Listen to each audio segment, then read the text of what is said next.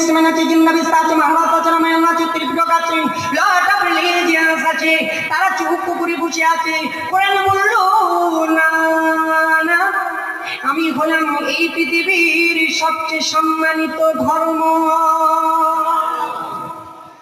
সকলে বলল দেখো হাম বড় কত বড় কোরআন। কোরআন নিজে বলছে আমি পৃথিবীর সেরা ধর্ম।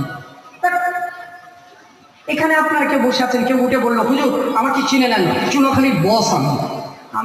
পাশে আরেকজন বললো হুজুর মাথায় ডিস্টার্ব আছে, বসিয়ে দেন। তাহলে কোরআন যদি এটা বললো, তার মানে কোরআন বলছে আমি সবচেয়ে বড় ধর্ম।